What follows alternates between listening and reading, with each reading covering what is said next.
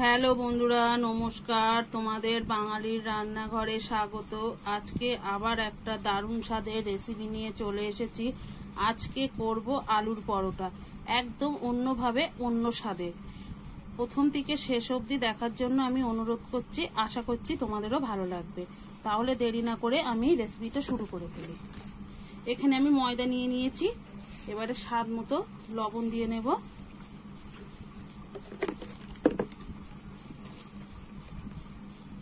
আর সাদা তেল দিয়ে নেব। 2-3 চামচ মতো সাদা তেল দিয়ে নিয়েছি। এবারে আমি ভালো করে এটা মেখে ময়ান করে নেব। আমি দেখো ভালো করে কিন্তু ময়ান করে নিয়েছি। এরকম মুঠো করলে দেখো মুঠো হয়ে যাচ্ছে, তারপরে বুঝতে হবে এটা কিন্তু ভালোভাবে ময়ান হয়ে গেছে। এবারে আমি অল্প অল্প জল দিয়ে মেখে নেব।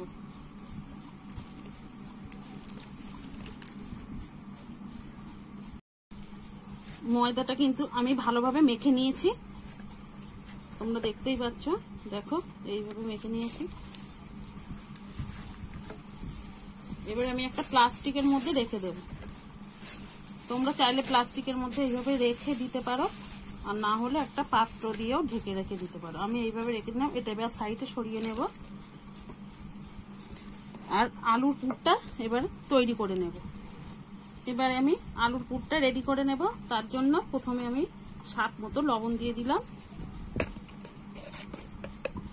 আর একটুখানি হলুদ গুঁড়ো দিয়ে দিলাম,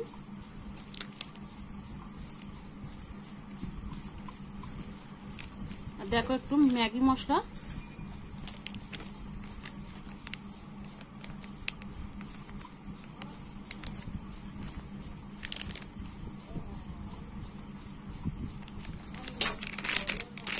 এবারে দিয়ে দেবো একটু গরম মশলার গুঁড়ো,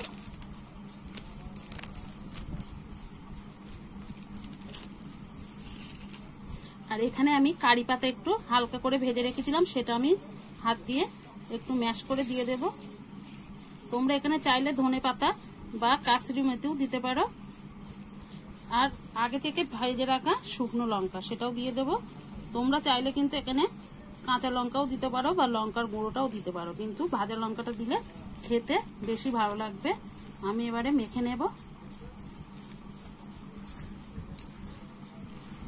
দেখো আলুর পুরটা কিন্তু আমার মাখা হয়ে গেছে। আর এখানে আমি একটু সাদা জিরে দিয়ে দেবো, দিয়ে আবারও মেখে নেব।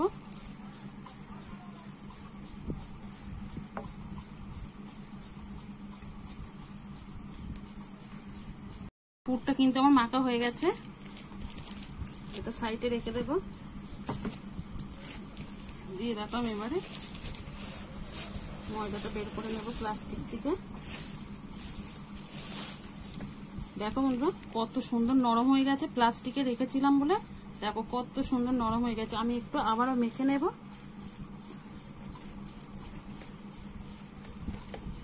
আমি এবারে লেচিটা কেটে নেব। এখান থেকে কিন্তু আমি 4টি লেচি বের করব।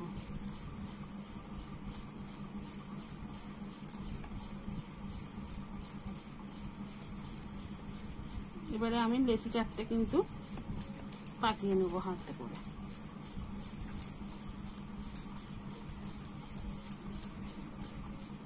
এইভাবে আমি সবকটা লেচি পাকিয়ে, আমি দেখো এখানে চাকি নিয়ে নিয়েছি।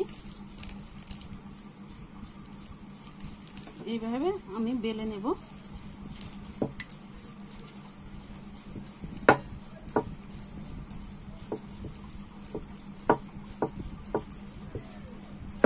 রুটিটা আমি এইভাবে বেলে নেব। রুটিটা দেখো আমার বেলা হয়ে গেছে।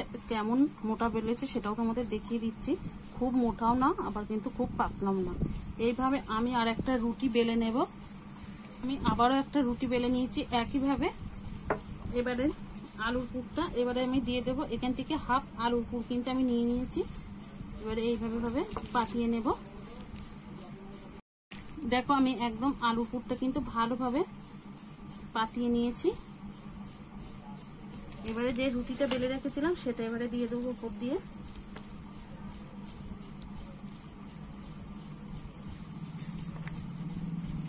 এইভাবে কিন্তু আমি চেপে চেপে নেব।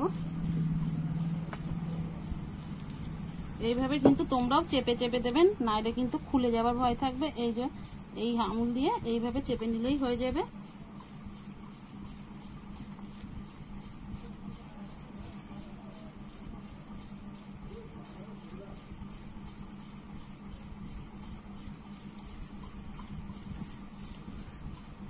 এবারে আমি ছুরির সাহায্যে 4 ভাগে ভাগ করে নেব।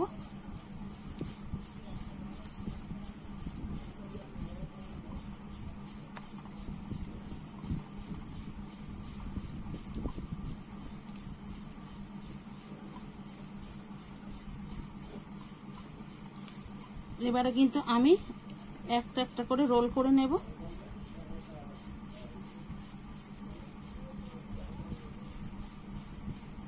দেখো কত সুন্দর আলুর পুরটা দেখতে লাগছে। আমি কিন্তু এইভাবে সবকটাই এইভাবে তৈরি করে নেব। দেখো আমি একইভাবে কিন্তু লেচিগুলো রেডি করে নিয়েছি, আর যেটা আছে সেটাও কিন্তু আমি একইভাবে রেডি করে নেব। আমার লেচিগুলো কিন্তু দেখো একদম আমি আলুর পরোটার লেচিগুলো কিন্তু রেডি করে নিয়েছি। আর দেখো কত সুন্দর ভেতর থেকে একদম লেয়ারটা একদম আলুতে ভর্তি। আমি এবারে বেলে নেব।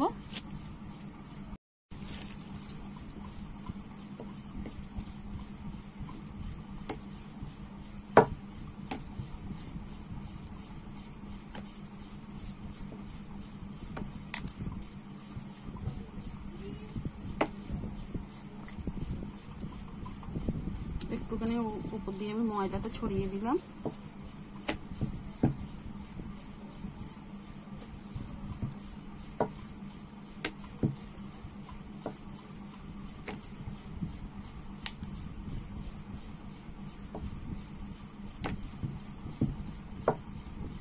দেখো আমার একটা বেলা হয়ে গেছে। কত সুন্দর দেখো আলুর পুরটা একদম লেয়ারের মধ্যে বোঝাই যাচ্ছে, তোমরা বুঝতেই পারছো কত সুন্দর লাগছে। আমি এইভাবে সব পরোটাগুলো বেলে নেব। চাটুটা কিন্তু আমার ভালোভাবে গরম হয়ে গেছে। এবারে কিন্তু আমি একটা পরোটা দিয়ে দেব। এক পিঠ আমি হতে দেব। আমি কিন্তু এবার একটু তেল পাশ দিয়ে দিয়ে দেব।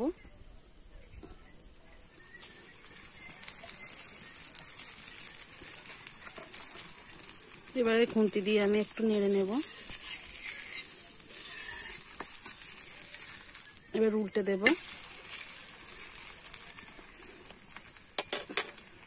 এইভাবে কিন্তু আমি পরোটাটা ভেজে নেব। দেখো আমার কিন্তু পরোটাটা কিন্তু ভালোভাবে আমি ভেজে নিয়েছি এপিট ওপিট করে। এবার আমি নামিয়ে নেব। দেখো কত সুন্দর ভাজা হয়ে গেছে।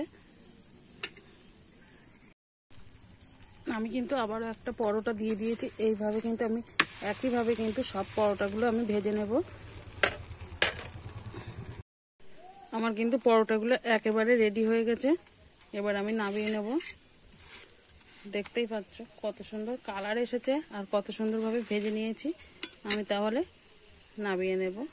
দেখুন বন্ধুরা, আমি একটা কিন্তু প্লেটে নামিয়ে নিয়েছি পরিবেশন করার জন্য, একদম রেডি। একবার অন্তত বাড়িতে এইভাবে বানিয়ে খেয়ে দেখো, নাইলে বুঝতে পারবে না খেতে কত অসাধারণ হয়েছে। আর আমার এই রেসিপিটা ভালো লাগলে একটা লাইক করো, কমেন্ট করো, শেয়ার করো, সাবস্ক্রাইব করে সঙ্গে থেকো। আবার কোনো নতুন ভিডিওর সঙ্গে দেখা হবে। ততক্ষণে ভালো থেকো, সুস্থ থেকো, সাবধানে থেকো।